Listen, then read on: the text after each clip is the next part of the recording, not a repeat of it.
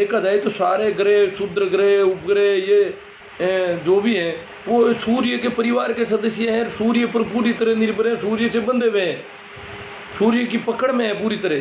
तो हम ये जो सूर्य है, जैसे एक स्थिति में हमें कहते हैं आदमी का शरीर जो है पार्थिव शरीर है।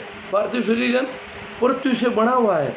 हमारा जो शरीर है इस पृथ्वी से ही कुछ चीज़ें खा करके, इसमें जो 5 तत्व हैं उनमें एक तत्व मिट्टी है जो पृथ्वी की है।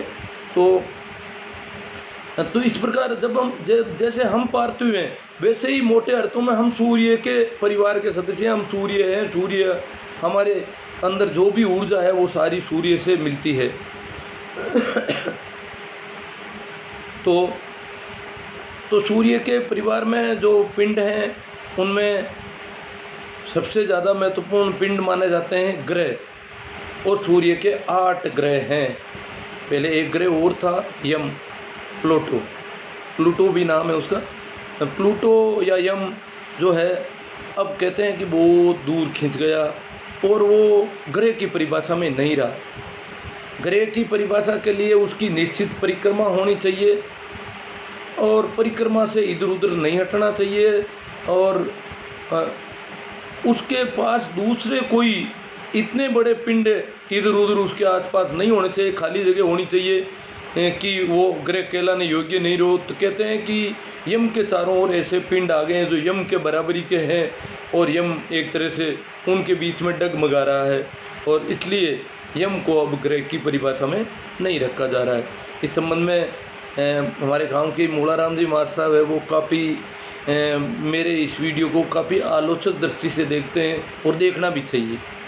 तो तभी कुछ पता चलता है कि कहाँ क्या गलतियाँ हुई। तो उन्होंने मुझे कहा, आगाह किया कि केवल यम ग्रह का दूर चले जाना ही नहीं, उसने अन्य कुछ योग्यताएं भी, ग्रह होने की योग्यताएं उसमें नहीं रही, और इसलिए वो ग्रह नहीं कहलाता है।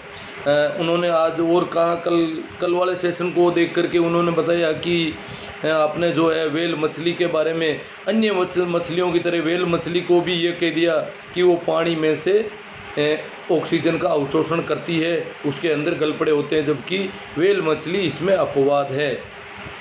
मैंने भी जब ये बात कही तो मुझे भी थोड़ा यूँ अटपटा लगा कि मैं कहीं कुछ चूक रहा हूँ, और वो हो गया। तो कल वो गलती की, उसका सुधार के तहत मैंने क्या है कि फेसबुक पोस्ट पर भी ये लिख रखा है कि ये गलत बोला गया है, और यूट्यूब पर जो वीडियो चढ़ा है उसमें भी डिस्क्रिप्शन के अंदर ये बात लिख दी गई है कि आप इसे इस प्रकार ध्यान दें। ये जो बात कही है उसमें वेल मछली इसका अपवाद है अन्य मछलियों के बजाय। तो और भी अगर यहाँ कोई गलती होगी तो आप जो बताएंगे उसके अनुसार अपन उस पर लिख लेंगे, क्योंकि गलती हो जाती है जब बोलते हैं तो कुछ नॉलेज की कमी की वजह से, कुछ और वजह से हो जाती है। तो आप लोगों को इसका ध्यान रखना है। अब आगे चलते हैं अपन। तो सूर्य के चारों ओर केवल ये जो ग्रह हैं यही भ्रमण नहीं करते हैं, क्योंकि जब ग्रह के चारों ओर, जैसे चंद्रमा पृथ्वी का उपग्रह है, ये पृथ्वी के चारों ओर चक्कर निकाल रहा है, और पृथ्वी सूर्य के चारों ओर, तो ये तो साथ ही साथ चलेगा पूरे चक्कर में। इसलिए उपग्रह भी एक तरह से एक अर्थ में सूर्य का चक्कर लगा ले। हम भी लगाते हैं, प्रतिवर्ष एक सूर्य का पूरा चक्कर पूरा कर देते हैं, पर हम तो खुद पार्थिव माने जाते हैं, हम ये जब पृथ्वी ही है हम तो ये है। इस प्रकार कुछ क्षुद्र ग्रह हैं वो भी चक्कर, कुछ बौने ग्रह हैं, जैसे प्लूटो अब बौने ग्रह की स्थिति में आ गया, तो बौने ग्रह भी सूर्य के चारों। तो ये इस प्रकार ये पूरा एक सौर परिवार है, सौर जगत है, सौर मंडल है, जो सूर्य से किसी न किसी अर्थ में जुड़ा हुआ है और उसके चारों ओर साथ रहता है। सूर्य आकाश गंगा का राउंड लेता है तो ये भी सारा परिवार उसके साथ होता है, ये सौर परिवार है इस प्रकार। तो इसमें धूमकेतु, उपग्रह, उल्कापिंड, ये उल्कापिंड भी आते हैं। हालांकि उल्कापिंड ग्रहों के इर्द गिर्द यूँ टकराते फिरते हमारे पृथ्वी ग्रह पर जब उल्कापिंड आते हैं तो अपन देखते हैं लंबे से होते दिखाई देते हैं। जब हवा का घर्षण होता है तो उनमें बड़ा तेज़ गति से वो टूटते हैं, बिखरते हैं तो आग उगलते हैं, और एक लंबी आग टाइप वो दिखाई देती है। और इस प्रकार कुछ उल्कापिंड जो है ठेठ पृथ्वी तक पहुंच पाते हैं, इसे उल्कापात कहते हैं। तो अपन ये भी देखेंगे आगे। वो अब आगे चलते हैं अपने ग्रह। ग्रह वह सभी खगोलीय पिंड एक निश्चित पथ पर सूर्य का चक्कर लगाते हैं। ग्रह का पथ फिक्स होता है, वो एक रूट है उसका, उस रूट पे ही वो घूमता है, इधर उधर डगमगाता नहीं है, पूरी तरह बंधा हुआ है, पूरा कंट्रोल है उसके रास्ते पर।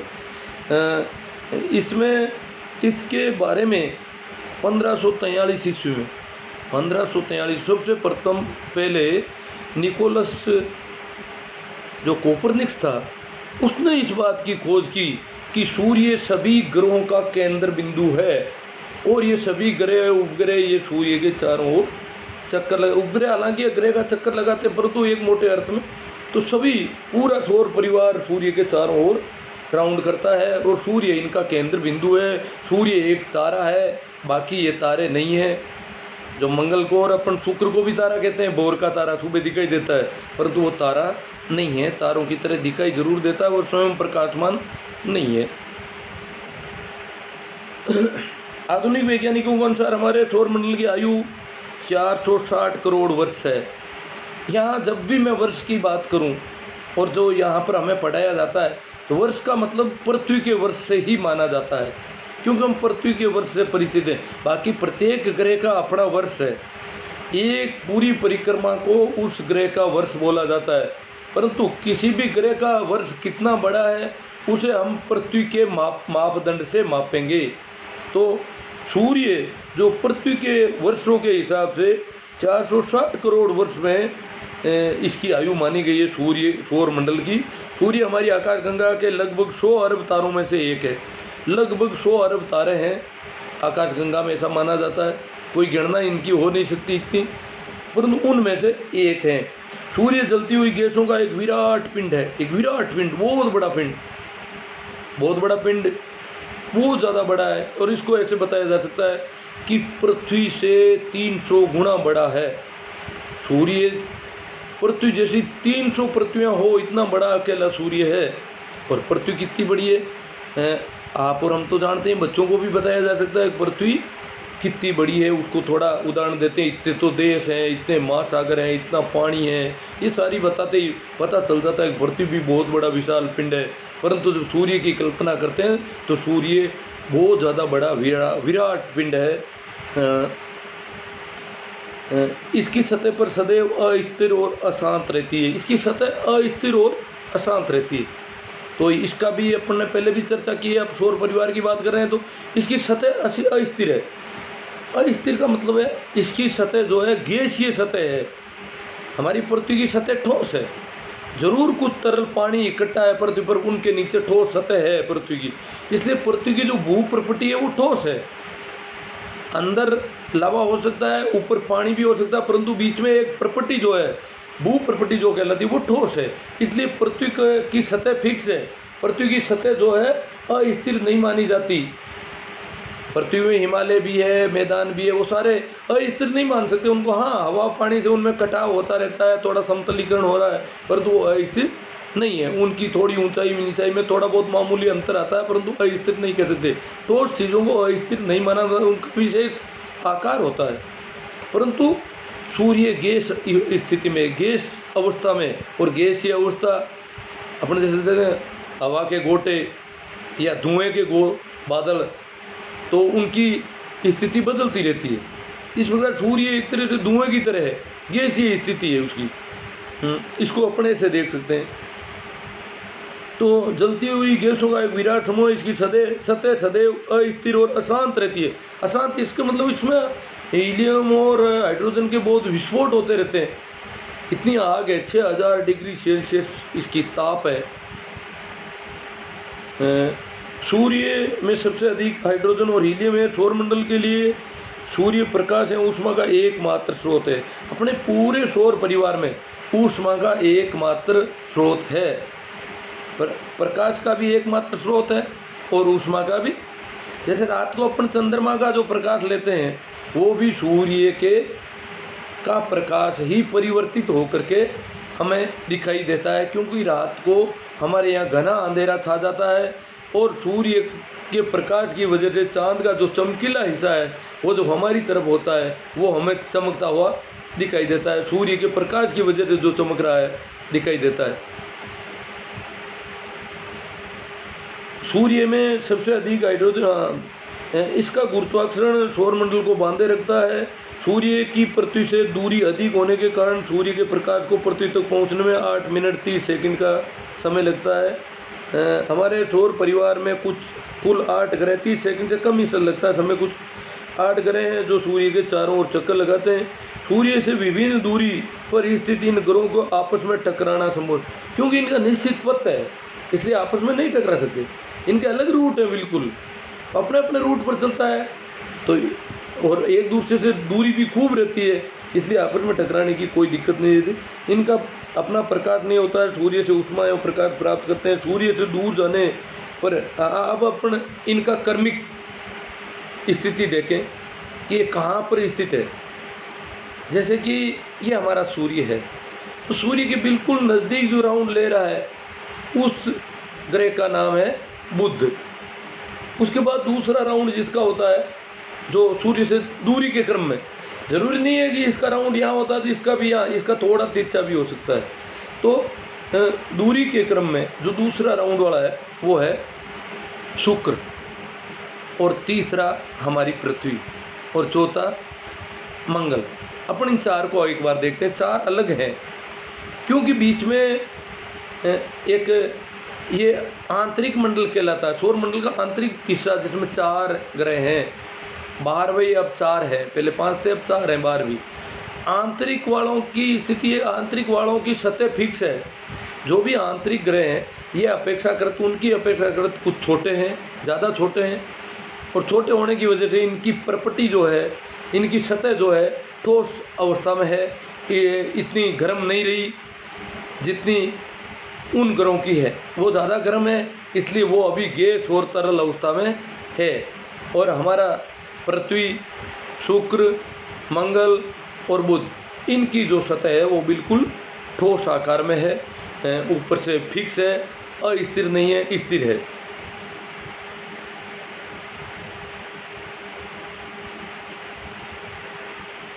बाद में जो अगला राउंड है 12 वाले में बृहस्पति, फिर शनि, फिर अरुण और फिर वरुण।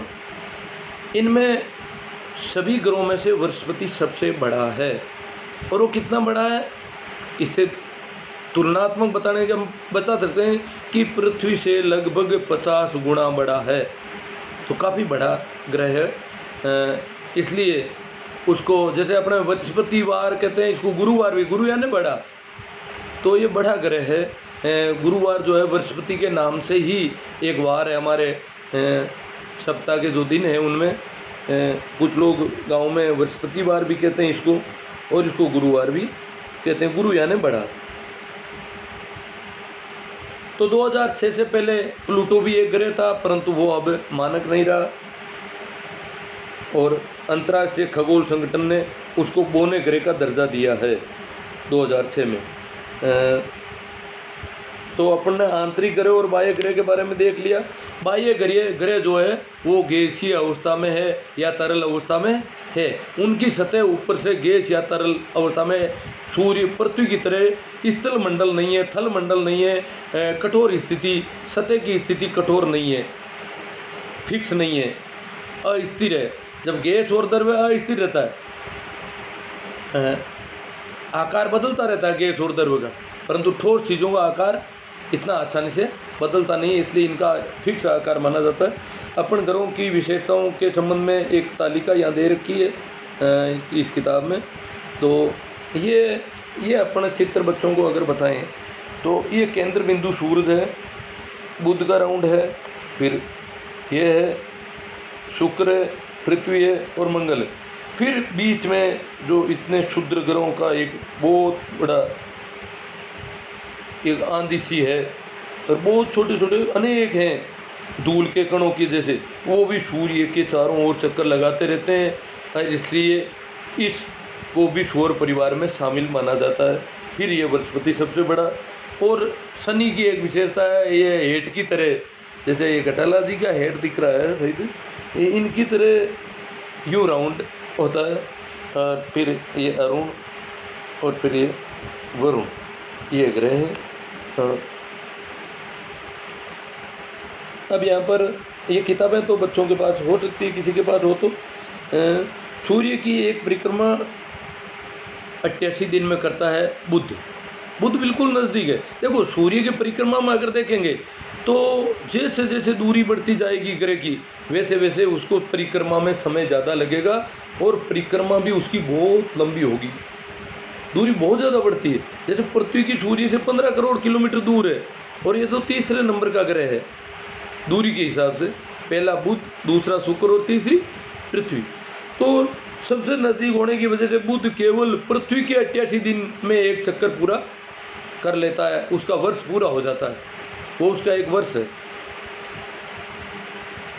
एक खासियत और है कि जो ग्रह नज़दीक हैं उनके दिन बड़े होते हैं और वर्ष छोटे होते हैं। दिन बड़े होने का मतलब वो अपने घूर्णन जो चक्री चढ़ता है वो घूर्णन जो है बहुत कम होता है, उसका बहुत धीमी गति से घूमता है और राउंड पूरा जल्दी क्यों कर लेता है कि वो नज़दीक है, उसका पथ जो है, उसका रास्ता बहुत छोटा है, इसलिए वो रास्ते को जल्दी काट लेता है।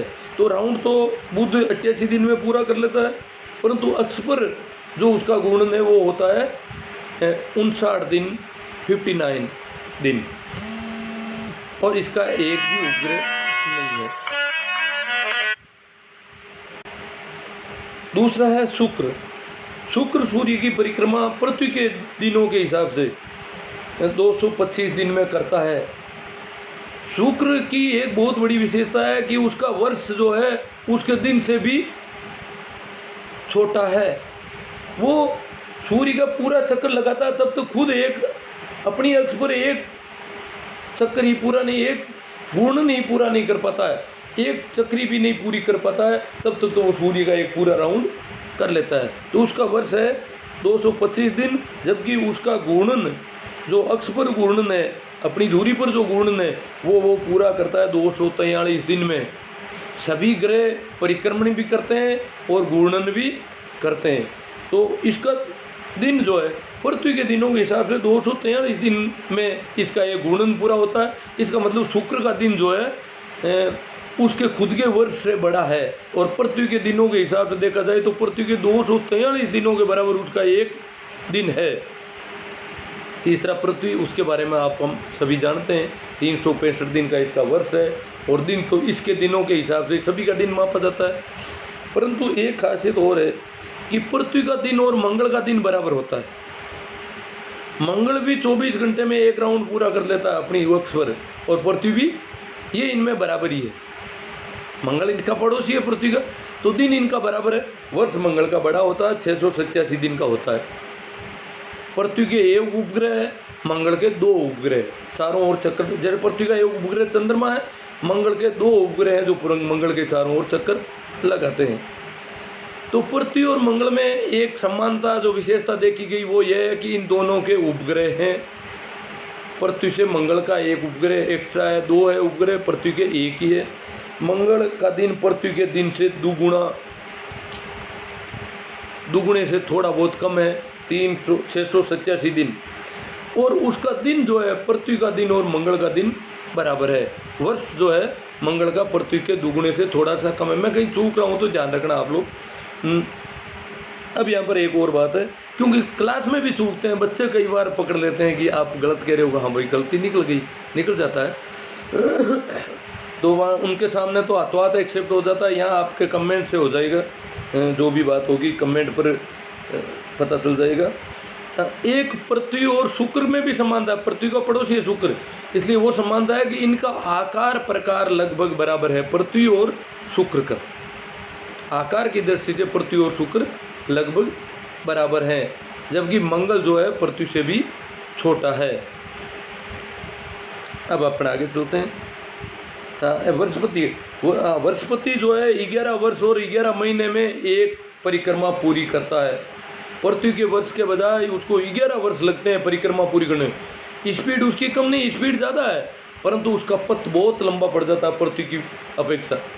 जब भी किसी केंद्र से त्रिज्या बढ़ती जाती है तो उसकी परिधि उससे 3 गुना से भी ज़्यादा, जो पाई कहते हैं 22/7, उतनी ज़्यादा वो बढ़ जाती है।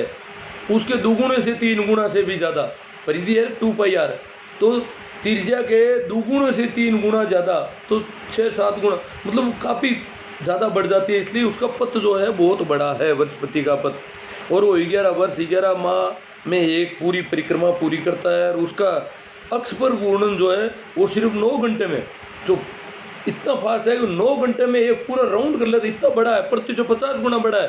परंतु जो चक्री निकालता है अपनी, जो घूमता है वो जैसे लट्टू घूमता है ना, वैसे जो घूमता है, जैसे ये पंखा घूमता है अपने अक्ष पर, तो घूमने में बहुत कम समय लगाता है। इतना बड़ा है तो भी बहुत तेज़ी से घूमता है, और इतनी तेज़ी से घूमेगा तो फिर उसकी सतह स्थिर नहीं रह सकती, बहुत इतनी तेज गति से, क्योंकि पृथ्वी जो है अपनी अक्ष पर घूमती है। इसकी वजह से पृथ्वी के दोनों ध्रुव जो है चपटे हैं, थोड़े इतने गोल नहीं है, पिचके हुए हैं। कारण पृथ्वी जो है ध्रुव उनका केंद्र बिंदु है घूमने का अक्ष पर, और बाकी वाली सतह उसके चारों ओर घूमती है। घूमती जो घूमने का उसका स्पीड है, उसकी वजह से उनकी जगह थोड़ी दूर बढ़ जाती है।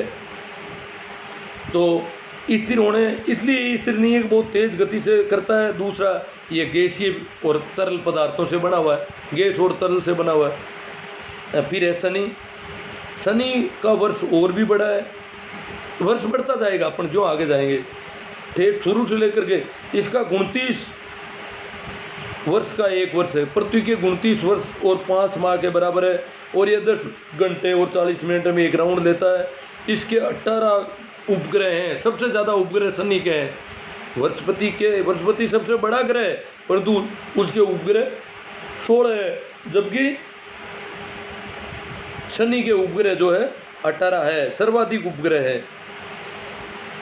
इसी प्रकार अरुण जो है 84 वर्ष में सूर्य का पूरा चक्कर पूरा करता है। इसका मतलब अरुण का वर्ष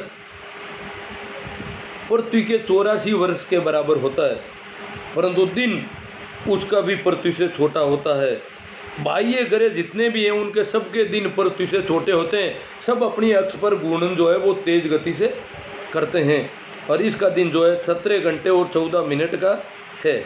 ये इनका दिन उतना छोटा है, जितने ये खुद छोटे हैं उतना थोड़ा सा दिन बड़ा है। जैसे बृहस्पति सबसे बड़ा है, इसलिए इसका दिन सबसे ही छोटा है। तो इसका दिन जो है 17 घंटे 14 मिनट का है, और इसके भी उपग्रह लगभग 17 है। इसका मतलब शनि के बाद सबसे ज़्यादा किसी के अगर उपग्रह हैं चारों ओर चक्कर लगाने वाले, तो वो वरुण के हैं, क्योंकि बृहस्पति के उपग्रह 16 ही हैं और अरुण के हैं। सूर्य की एक परिक्रमा वरुण करता है 164 वर्ष में, और उसका दिन है 16 घंटे और 7 मिनट का, और इसके उपग्रहों की संख्या 8 है। तो सभी बाह्य ग्रहों के उपग्रह काफ़ी हैं, बड़ी संख्या में हैं, और आंतरिक ग्रहों में सिर्फ पृथ्वी का एक उपग्रह है और मंगल का 2 उपग्रह है। शुक्र और बुध में एक भी उपग्रह नहीं है। ये है मोटे मोटे तौर पर ध्यान रखने की बातें। इसके अलावा अपन बात करें तो यहाँ करेंगे बोने ग्रह। जैसे अभी प्लूटो जो है 2006 में बोना ग्रह घोषित किया गया अंतर्राष्ट्रीय खगोल संगठन द्वारा।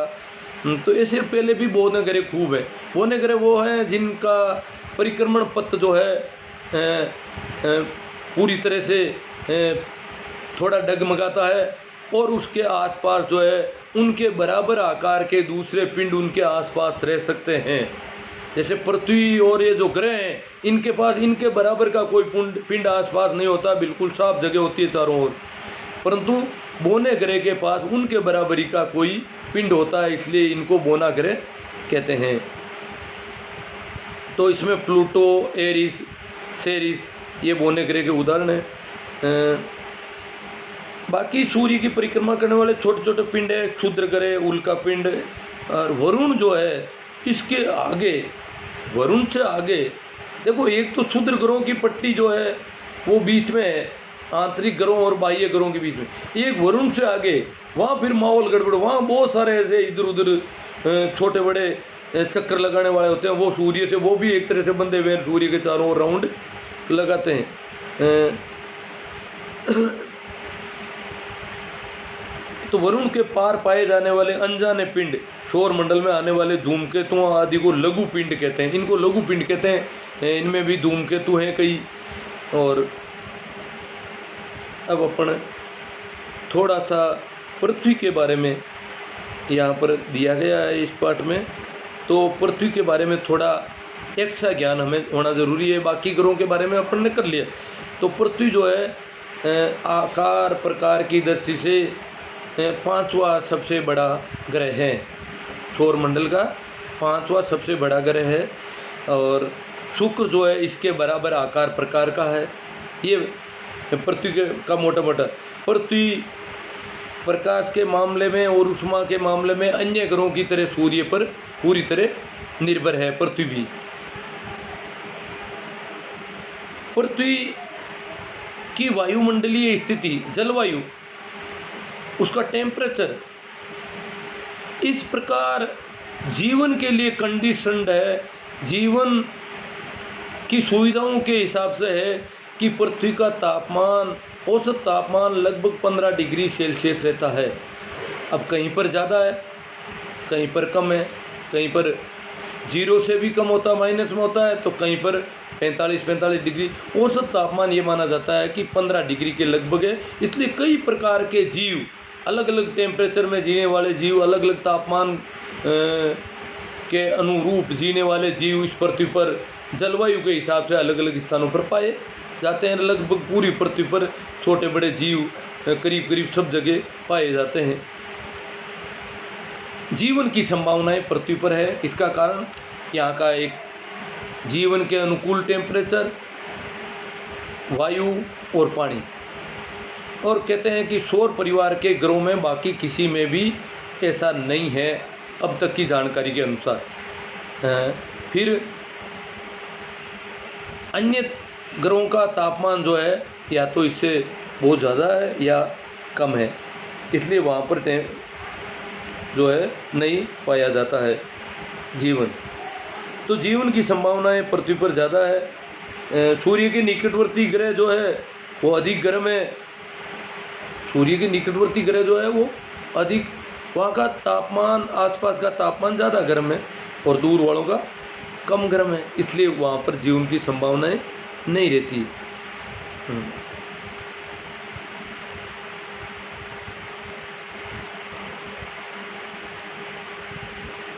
पृथ्वी की ऊपरी सतह अपन ने पहले भी देख लिया, स्थल मंडल है, ठोस परपट्टी है।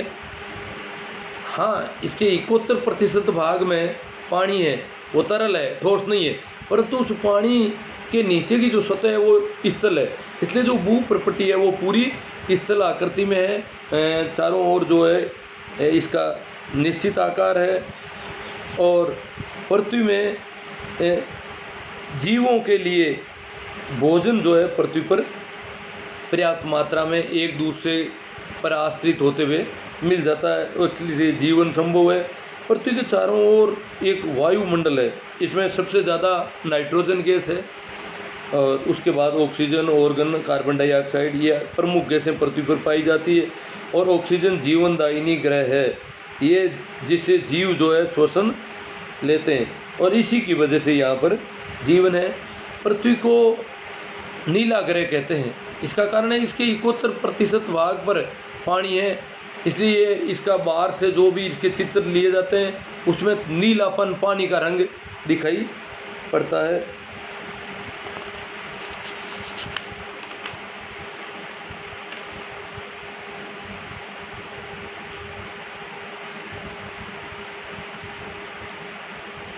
तो बाकी हम जानते हैं कि पृथ्वी के ऊपर जीव जंतु, पेड़ पौधे, मनुष्य, ये सब रहते हैं। और कल हम जो है उपग्रह और चंद्रमा के संबंध में, इसी सौर परिवार का ही वो हिस्सा है, उनके संबंध में अपन जानकारी हासिल करेंगे।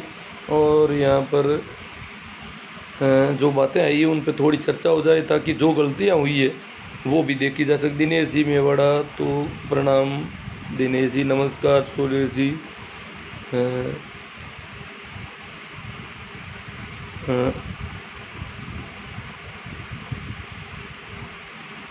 घर पर अपने बच्चों के साथ अपना चर्चा अगर करते हैं तो अच्छी बात है। हमारे बच्चे जो है काफ़ी सफिशिएंट जानकारियाँ प्राप्त कर सकेंगे, उनकी जिज्ञासाएं पूरी होगी, और ऐसा सभी को करना चाहिए। जहाँ तक मैं समझता हूँ ये हमारा ड्यूटी है।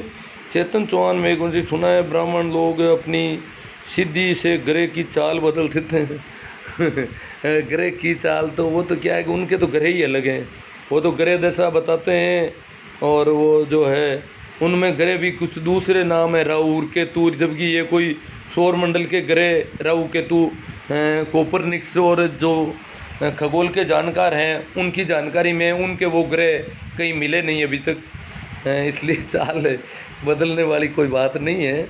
और हाँ, ये ज़रूर होना चाहिए कि ग्रहों का हमारे पृथ्वी के जीवन पर प्रभाव, सूर्य का प्रभाव है हमारे ऊपर।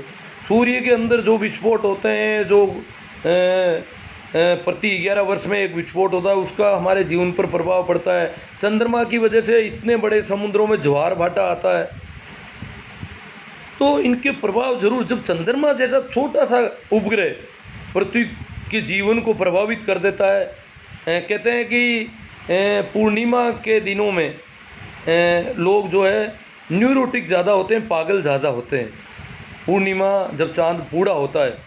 और इसीलिए उसको हमारे यहाँ पर एक शब्द है चांद मारा या चांद गेला, ये शब्द भी चलते हैं। इसका कारण है कि चांद का असर पड़ता है हमारे जीवन पर बहुत ज़्यादा। तो बाकी वाले जो ग्रह नक्षत्र हैं उनका हमारे जीवन पर ज़रूर कोई असर पड़ता है, और ये सब खोज का विषय है, इस दिशा में काम चल रहा है। तो इसको अपन पूरी तरह इनकार नहीं कर सकते। परंतु जो लोग कहते हैं ना कि सोने की अंगूठी दे दो तो ग्रह की दशा बदल देंगे, या तांबा दे दो तो ये कर दो, तेल का दान कर दो तो शनि जो है, शनि का प्रकोप कम हो जाएगा। शनिवार को तेल मांगने आते हैं आपके यहाँ पर लोग, तो वो लोग कहते हैं कि शनि का जो है आपके ऊपर जो प्रकोप है, शनि को प्रकोप वाला माना जाता है, वो दुख देने वाला बताया जा रहा है हमारे मान्यताओं में। तो उसका प्रकोप कम करने के लिए उसको तेल दे दो, और इस प्रकार जो चाल बदलने की जो बातें हैं वो यही बातें हैं। बाकी ठीक है, आप लोगों ने बहुत धैर्य के साथ सुना, और यहाँ पर जो है सुनने वालों की तरफ से अभी तक गलती की कोई बात आई नहीं। इसलिए मेरा निवेदन है कि जो भी मैं गलतियाँ कर रहा हूँ वो वैसे मैं इस पोस्ट पर जो भी गलतियाँ हुई है वो लिख दूँगा, और YouTube पर जो वीडियो चढ़ाता हूँ उसके डिस्क्रिप्शन में वो गलतियाँ अंकित कर रहा हूँ। ठीक है, थैंक यू, राम राम, प्रणाम, नमस्कार।